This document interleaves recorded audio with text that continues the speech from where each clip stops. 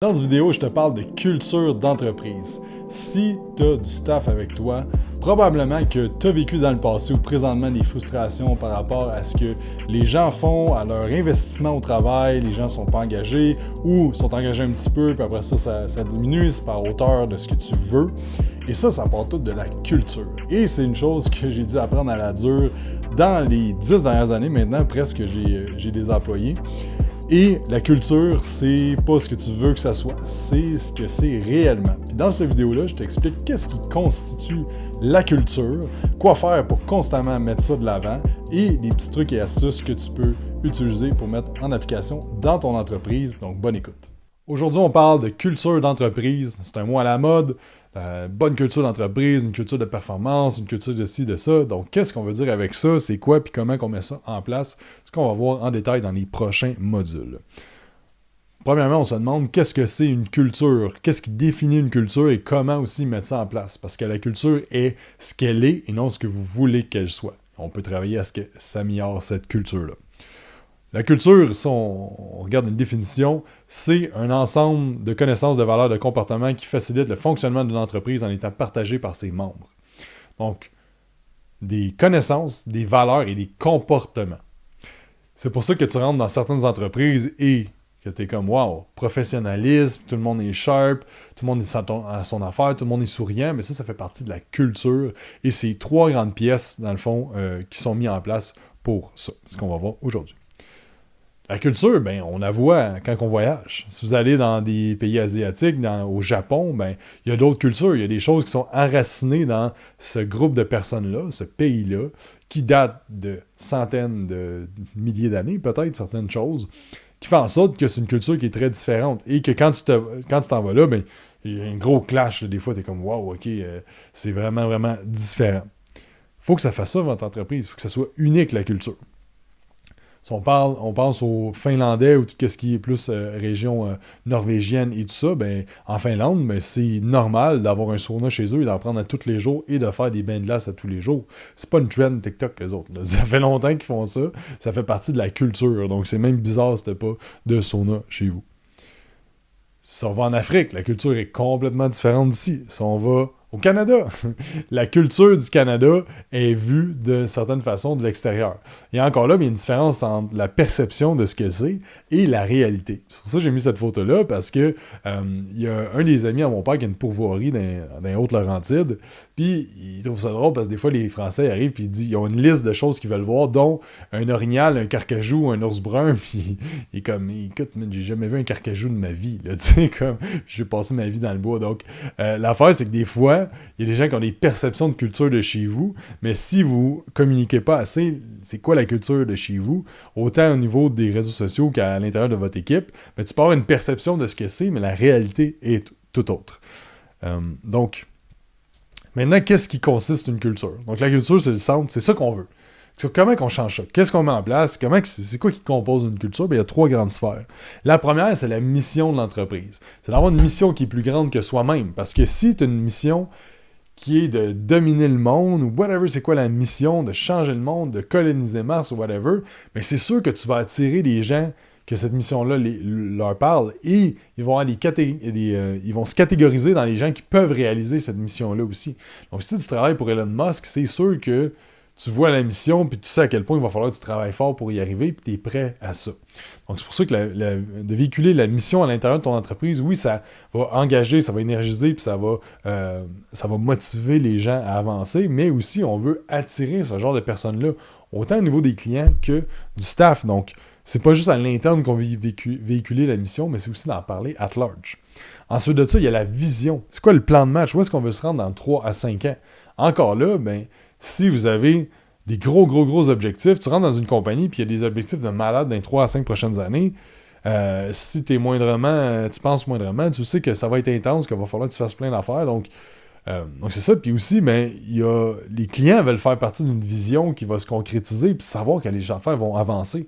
Donc, tu vas attirer une autre sorte de personnes. Et si tu es très axé sur les objectifs puis l'accomplissement de ces objectifs-là, ben, c'est sûr que dans ta culture, il va y avoir ça. Il va y avoir l'évolution, il va y avoir la performance, il va y avoir d'autres choses. Tout ce qui entoure l'atteinte d'objectifs qui sont plus grands. Et finalement, les valeurs. Fait que j'aime ça voir la mission. Dans le fond, la mission, c'est une île où est-ce qu'on veut se rendre qui est inatteignable. C'est une île qui est tellement loin.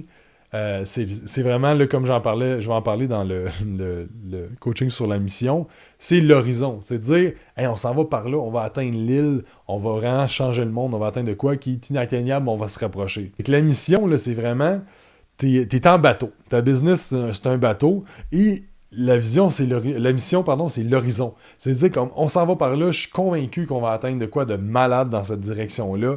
Let's go, on rame tout. Sauf que s'il y a une mission qui est très grande, mais il n'y a pas de vision claire de OK, mais ça prend un peu de concret. Là. Comment qu'on réalise ça? Donc, le plan de 3-5 ans, mais ça, c'est l'île qu'on voit à l'horizon. Ah, il y a une île là-bas.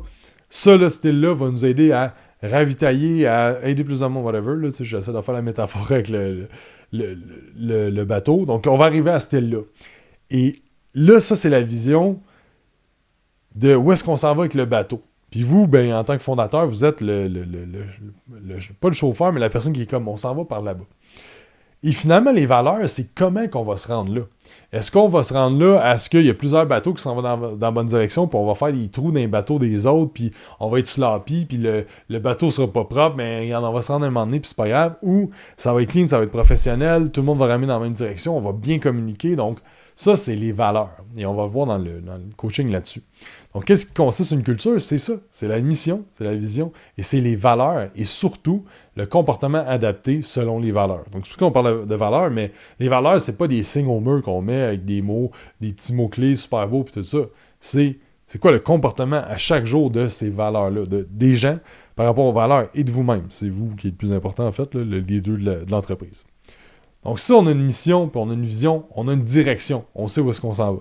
Si on a une vision puis des valeurs, ben là, on va avoir des comportements qui vont être comme on veut atteindre cette vision-là. Par contre, ce qui va manquer, ben c'est de l'inspiration long terme. C'est de se voir. Parce que si tu as juste une vision puis des valeurs, quand tu vas atteindre ça, les gens vont aller voir, vont aller d'autres. Tu sais, quand on va être pas loin d'atteindre, ils vont peut-être penser à d'autres opportunités qu'ils vont vouloir atteindre. Mais si on a des valeurs et une mission, on va être inspiré. Et si on a tout ça, on a une équipe gagnante, on a une structure gagnante pour atteindre vos objectifs. Et une phrase que j'aime, c'est que la culture est ce qu'elle est, pas ce que tu veux qu'elle soit. Parce que j'entends beaucoup de monde dire chez nous, la culture, c'est X, Y, Z. Puis là, dans le fond, finalement, tu commences à. Puis je me souviens que quelqu'un qui est assez populaire sur les réseaux sociaux, qui parlait tout le temps de sa culture, à quel point, j'ai rencontré du monde de son staff, puis j'étais comme, OK, dans le fond, t'as pris un rendez-vous, tu t'es pas levé le matin, t'es super sloppy, tu manges du fast-food, mais comme, quand j'écoute le leader parler de la culture, c'est comme tout le monde est méga sharp, méga shape, méga tout, tu sais. Fait que là, c'est comme une différence entre ce qu'elle est, puis ce que tu veux qu'elle soit, puis ce qu'elle est. Puis le but, c'est, oui, on veut qu'elle soit d'une façon qui est plus que ce qu'elle est présentement pour que ce soit mieux, mais il faut quand même pas que tu véhicules que chez nous, tous les coachs sont des experts quand c'est pas nécessairement vrai. Chez nous, le monde évolue puis quand c'est pas totalement nécessairement vrai, tu sais. Fait qu'il y a comme un gap entre qu'est-ce qu'elle est puis qu'est-ce que tu veux qu'elle soit. Puis l'important, c'est de créer exactement la même chose et encore là, après ça, de pousser à ce qu'on veut toujours devenir meilleur, là, oui. Sauf que, tu sais, faut pas se mettre la tête dans le sable parce que des fois, il y a du monde qui sont comme, j'ai une bonne culture. Mais quand tu ouvres le haut du char, finalement, quand tu ouvres le capot de la voiture, finalement, c'est pas nécessairement la réalité. Et c'est vraiment, vraiment, vraiment, vraiment, vraiment, vraiment, vraiment important en tant que leader fondateur de ton entreprise que tu défendes ta culture comme si ta vie en dépendait, parce que c'est un peu ça. Ta culture, tu dois être ultra savage avec ce que tu laisses passer, ce que tu laisses pas passer, puis les comportements que tu veux que les gens aillent. Parce que la réalité, c'est que vous êtes dans une PME en bas de 15 employés, là, pour la plupart du monde qui écoute ça, c'est vos piliers, le monde qui sont là. Et votre nom est en train de se faire. Même si ça fait 10 ans que vous êtes dans le domaine, votre nom est encore en train de se faire. Et la réputation, c'est ultra, ultra important. Puis la réputation, passe par votre staff. Donc, si votre staff est sloppy, répond pas aux messages, arrive, c'est hangover, puis il y a plein d'affaires, ou même, ne serait-ce que ne font pas les processus clés, ne répondent pas aux clients dans tant de minutes, comme si les affaires sont pas suivies, mais ça affecte grandement ton autorité dans le marché puis ton nom. Donc, c'est vraiment important. Ta job en tant que CEO de l'entreprise, c'est de t'assurer que tout le monde est en ligne avec la culture et de bâtir une culture qui va t'amener à ta mission, ta vision. Donc, dans les autres vidéos qui s'en viennent, mais on va rentrer en détail dans la mission, la vision, les valeurs et tout ça. Donc, si tu as des questions, n'hésite pas.